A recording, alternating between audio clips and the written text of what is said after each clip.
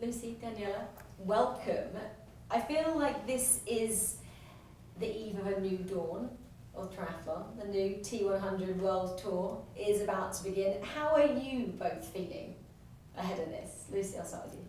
Yeah, just really excited. It feels like a really new opportunity. It's obviously a full series this year, so it's still quite early this race, but I'm hoping to kind of build throughout the season, and having the best women to race each time, I think it's just going to lift everyone's performance, and I'm sure we're going to see some great racing throughout the year.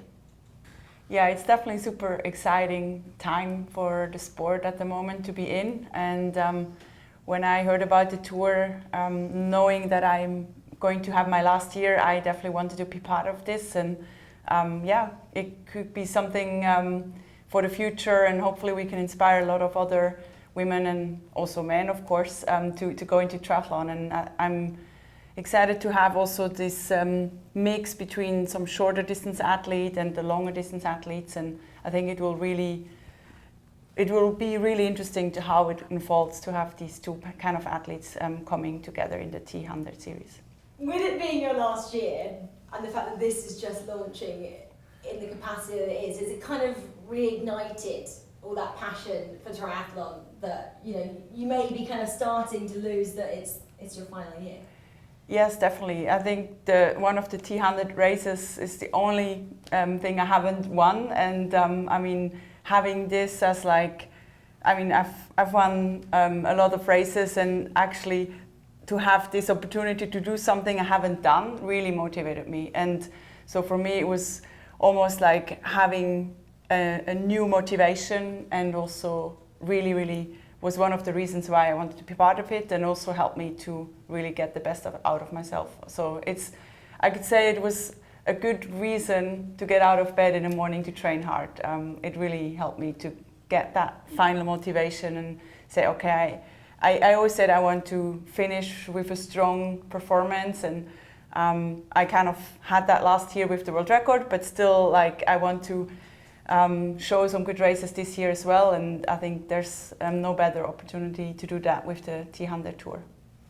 Lucy, I guess you're probably not lacking the motivation at all, considering what you just achieved late last year. And with that in mind, how does that change, kind of heading into this new season, that you've won something that you've waited years to do? Yeah, I think the journey to winning the Ironman World Championships feels like it took over my life for a very long time, and it almost felt like this weight that had been holding me down, I think, for a few years. So it definitely feels like that's been lifted, and I've actually just been enjoying my training so much more this year. I feel a lot more relaxed, but also super motivated, because it's like there's this whole new opportunity to race in this new series, and to race the top women, like Daniela said, it makes you get out of bed in the morning. You're like, wow, I really want to do well at this. So yeah, I'm just really excited to see how well I can go over this distance, and show that I can win one of these races as well, because I haven't yet won one of these. So yeah, that's what I'm working towards. Yeah, both of us. So we have something in common. Yeah. Both world champions, both haven't won a PTO 100 event. Do you think it's between either of you this weekend? Who do you both think has the best chance? I mean, you never discount Daniela. You'd be stupid if you do. I think it's quite an open field, I think, this race. We've obviously had some athletes pull out, so I think everyone that is actually on the start line has the potential to win. Yeah, it's quite wide open. I wouldn't want to say who could win. I agree. I think in this format and this field, you can't really pick one, or you can't focus on one person. So yeah, I mean, it would be definitely great to have a battle together. I probably won't be up there with you in the swim, but I'll work hard on the bike. I know you'll be coming on the bike. I'll be riding scared. How much does that change, do you think, the race? The fact that you haven't got Taylor, Annie or Ash here? Yeah, how will that change just the dynamics of how it all unfolds? That's a good question. I mean, there's still a lot of other strong athletes being in the mix, so it's not like there's less athletes, and they filled them up with quite some really strong athletes as the wild cards. So I don't know how it really changed. I mean, yeah, I don't know how would you say it. Yeah, I think throughout the series, you'll start to see the impact different athletes have. Like the athletes that are around them and maybe on the bike, they can work together in some way to bridge up to the next group. So you obviously know that Taylor's such a strong rider, but she's a strong swimmer as well. So for me, I always know she's probably going to be around me in the race, but I know Ashley won't be with me in the swim, but she'll be biking hard behind. So I think we're going to learn more and more throughout the series of, this athlete has this impact on the race, then what do I need to do with my race to have, I guess, a little retaliation to that move that they're having. But at the moment, yeah, it's quite wide open. And in terms of the course as well, it's a little bit unique. Actually, when I was kind of looking at it, it reminded me of the pain cave that you kind of train in. The fact that it's maybe more of a mental game out there with a lot of laps. Do you both maybe feel that as well? Yeah, potentially. I know it we will both be a hard course. We're both big on Swift, so I think in that part we're both strong, I would say. But I was surprised how technical it is. So I'm glad I was also in Gran Canaria a little bit to get a bit of the time trial feeling. And yeah, we'll be definitely to get the right line on the course will be crucial. And yeah, it's gonna be brutal. I talked to Daniel, and he said he did 60k here once, and he said it was long enough. So I think it's a lot of laps. But I mean, it's more interesting than just going straight. Yeah, so for sure. It's still easier than on Swift in the end, right? Yeah. Yeah, I think because there's a slightly technical element, it's almost actually quite a relief, because you might be able to come out of the bars if you need to stretch your back, and you can still go around the corner fast. But I did race on this course, I think in 2021, and I remember coming off the bike. I actually went over the handlebars on the bike. It's my first race after COVID, so it's another story. But I remember trying to start running after being in the time trial position for that long, and my glutes and quads were just so sore. So yeah, I'm hoping it's not going to be like that. The other element I was thinking is we have the time board, so you can actually see how much you're losing time or gaining time on the athletes, and the margins are going to be small because it's a small lap, but every second on a lap's going to count. So I think that can be quite motivating if you're chipping away the seconds, but also can be mentally challenging if you can see athletes behind gaining time. And we're going to see that board a lot throughout the race. Yeah, because I guess both of you usually have kind of husband or friends with you with whiteboards documenting that. Is that something that you're going to relish? Then instead of having a friend racing next to you, you can see all the information as you go. I actually didn't know about the board. Did they tell that did they tell that in the briefing? There will be I guess it might only show you the athletes that have just crossed the timing mat before you. Okay. And yeah, when I raced here before, you could kind of see how far behind they were, and when it's telling you how many laps. Whether they're going to give us all that information, I don't know. It might just say you've got 20 more laps. I'm glad we had that interview, so I know that now. I might have made it up. She clearly knows. She's done research. We'll see, but yeah, I think it's definitely helpful to know splits. Like Lucy said, it can be demotivating as well, I guess, but also motivating to kind of push hard and see if you make a move, if that move actually makes a difference on the board. We know how kind of friendly as well a lot of these fields are, and especially in this kind of series because you race each other now a lot. Is that something we might see out there on the course? A lot of you guys encouraging them on, especially if possibility of someone getting lapped out here. Do you think we'll see that camaraderie between the women?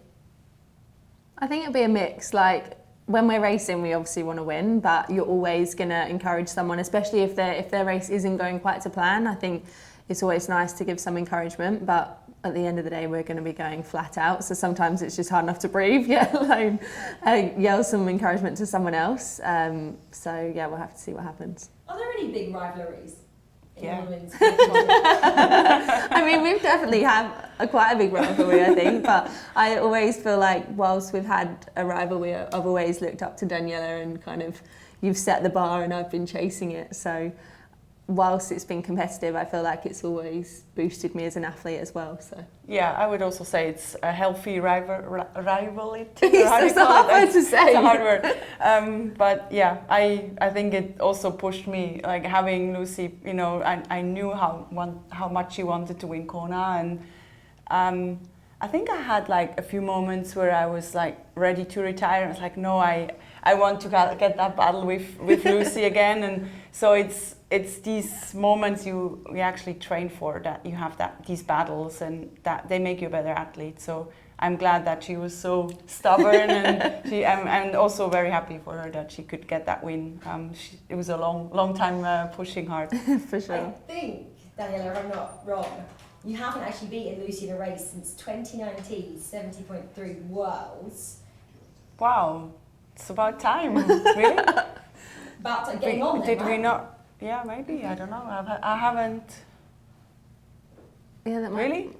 But yeah, maybe we raced We less didn't race so after much against each other except Kona, I guess. that. Yeah. That's probably the only time we raced Yeah. ever against each other. Tables are turning? this Sorry? time? Tables are turning?